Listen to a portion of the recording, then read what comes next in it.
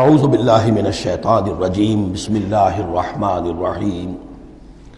وَيُعَلِّمُهُ الْكِتَابَ وَالْحِكْمَةَ وَالتَّوْرَاةَ وَالْإِنْجِيلَ وَرَسُولًا إِلَى بَنِي إِسْرَائِيلَ صدق اللہ العظیم۔ اس آیہ مبارکہ کے بارے میں ایک نقطہ تو میں بیان کر چکا ہوں کہ تقابل جو ہے ذہن میں رکھنا چاہیے کہ حضرت یحییٰ علیہ السلام کے بارے میں ان کے لیے جو بھی توصیفی کلمات اللہ تعالیٰ نے ارشاد فرمائے ان میں آخری ہے نبیم من الصالحین، اور حضرت عیسیٰ علیہ السلام کے لیے یہاں پر جو الفاظ آئے ہیں وہ رسولاً الی بنی اسرائیل، اس کو نوٹ کر لیجئے، پھر آئندہ چل کر اس کے اور بھی حوالے آئیں گے۔ دوسری بات جو نوٹ کرنے کی ہے وہ یہ کہ کتاب اور حکمت اور تورات اور انجیل، ان چار چیزوں کے مابین جو تین واو آئے ہیں ان میں سے دو واو عطف ہیں، ایک واو تفسیر ہے۔ اللہ ان کو سکھائے گا کتاب اور حکمت، یعنی تورات اور انجیل۔ یہ درمیانی واو جو ہے یہ یعنی کے معنی میں ہے، اس لیے کہ جیسا کہ میں کئی مرتبہ پہلے بتا چکا ہوں، تورات میں صرف احکام تھے، حکمت نہیں تھی۔ انجیل میں صرف حکمت ہے، احکام نہیں ہے، اور اسی نقطے کو سمجھ لینے سے ساری گتھی حل ہوتی ہے، اور اگر اسی کو نہیں سمجھا ہے لوگوں نے تو پھر بہت ان کے ذہنوں میں پریشانیاں رہتی ہیں۔ تو اس مقام کو نوٹ کیجئے، وَيُعَلِّمُهُ الْكِتَابَ وَالْحِكْمَةَ، اللہ اسے سکھائے گا کتاب بھی اور حکمت بھی، وَالتَّوْرَاةَ وَالْإِنْجِيلَ، یعنی تورات بھی اور انجیل بھی، وَرَسُولًا إِلَىٰ بَنِي إِسْرَائِيلَ انی قد جئتکم بآیۃ من ربکم۔ ابھی تک گفتگو ہو رہی تھی کہ حضرت مریم سلام علیہا کو یہ ساری خوشخبریاں اللہ تعالیٰ کی طرف سے دی گئی۔ اب یوں سمجھئے، to cut a long story short, درمیان کا وقفہ، ان کی ولادت ہوئی، وہ پلے بڑھے، وہ ساری تاریخ بیچ میں سے حذف کر کے نقشہ کھینچا جا رہا ہے اب کہ حضرت مسیح علیہ السلام نے اب اپنی دعوت کا آغاز کر دیا ہے۔ انی قد جئتکم بآیۃ من ربکم، میں تمہارے پاس آیا ہوں تمہارے رب کی طرف سے نشانی لے کر۔ انی اخلق لکم من الطین کہیئۃ الطیر، کہ میں تمہارے سامنے یا تمہارے لیے بناتا ہوں گارے سے ایک پرندے کی شکل، فانفخ فیہ، پھر میں اس میں پھونک مارتا ہوں، فیکون طیرا باذن اللہ، تو وہ بن جاتا ہے اڑتا ہوا پرندہ اللہ کے حکم سے۔ یہاں آپ نوٹ کرتے جائیے گا، ہر معجزے کے بعد باذن اللہ باذن اللہ باذن اللہ، یعنی یہ میرا کوئی دعویٰ نہیں ہے، میرا کوئی کمال نہیں ہے، یہ جو کچھ ہے وہ اللہ کے حکم سے ہے۔ وَأُبْرِئُ الْأَكْمَحَ وَالْأَبْرَصَ وَأُحْيِي الْمَوْتَىٰ بِإِذْنِ اللَّهِ، اور میں شفا دے دیتا ہوں مادرزاد اندھے کو بھی اور کوڑھی کو بھی، اور میں مردہ کو زندہ کر دیتا ہوں بِإِذْنِ اللَّهِ، اللہ کے حکم سے۔ وَأُنَبِّئُكُم بِمَا تَأْكُلُونَ وَمَا تَدَّخِرُونَ فِي بُيُوتِكُمْ، اور میں تمہیں یہ بھی بتا سکتا ہوں کہ تم کیا کھاتے ہو اور کیا چیزیں تم نے اپنے گھروں میں ذخیرہ کر رکھی ہیں۔ ان فی ذلک لآیۃ لکم، اس میں تمام چیزوں میں تمہارے لیے نشانی ہے، ان کنتم مومنین، اگر تم ایمان والے ہو یا ایمان لانا چاہو، یعنی یہ کہ اپنی رسالت کے صداقت اور حقانیت کے دلیل کے طور پر یہ معجزات پیش فرمائے۔ وَمُصَدِّقًا لِمَا بَيْنَ يَدَيَّ مِنَ التَّوْرَاةِ، اور میں تصدیق کرتے ہوئے آیا ہوں اس کی کہ جو میرے سامنے موجود ہے تورات میں سے۔ وَلِأُحِلَّ لَكُمْ بَعْضَ الَّذِي حُرِّمَ عَلَيْكُمْ، اور تاکہ میں کچھ حلال قرار دوں تم پر وہ چیزیں جو تم پر حرام کر دی گئی ہیں۔ یہ اصل میں اشارہ ہے سبت کے حکم کے بارے میں، کہ جیسے ہمارے ہاں بھی بعض جو مذہبی مزاج کے لوگ ہوتے ہیں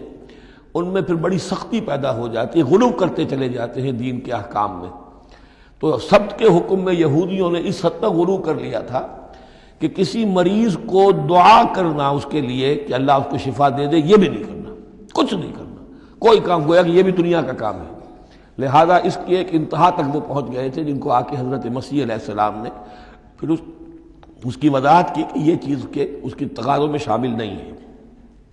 وَجِئْتُكُم بِآیَةٍ مِّن رَبِّكُمْ، اور میں تمہارے پاس لے کر آیا ہوں نشانی تمہارے رب کی طرف سے، فَاتَّقُوا اللَّهَ وَأَطِیعُونِ، پس اللہ کا تقوی اختیار کرو اور میری اطاعت کرو۔ ان اللہ ربی وربکم فاعبدوہ،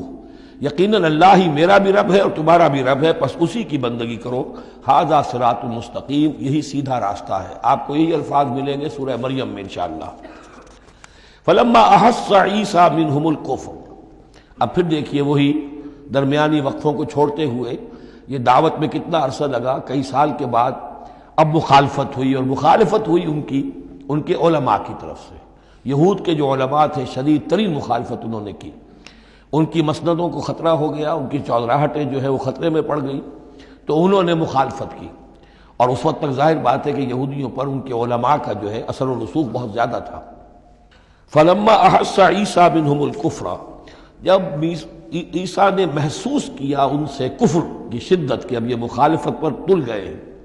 قال من انصاری الی اللہ، تو انہوں نے ایک پکار لگائی، ایک ندا دی، ایک دعوت عام دی، کون ہے جو میرے مددگار ہے اللہ کی راہ میں؟ یعنی اب جو کشاکش ہونے والی ہے، جو تصادم ہونے والا ہے، اس میں ایک حزب اللہ بنے گی اور ایک حزب الشیطان ہوگا، کون ہے جو میرا مددگار ہو الی اللہ، اللہ کے کام میں۔ یہی اصل اساس ہے دین میں کام کرنے کے لیے کہ اسی بنیاد پر کوئی شخص اٹھے کہ میں دین کا یہ کام کرنا چاہتا ہوں، کون ہے جو میرا ساتھ دے۔ یہ ایک بالکل طبعی طریقہ ہوتا ہے جماعت سازی کا، ایک داعی اور داعی پر اعتماد کرنے والے، داعی سے اتفاق کرنے والے لوگ اس کے ساتھی بن جاتے ہیں۔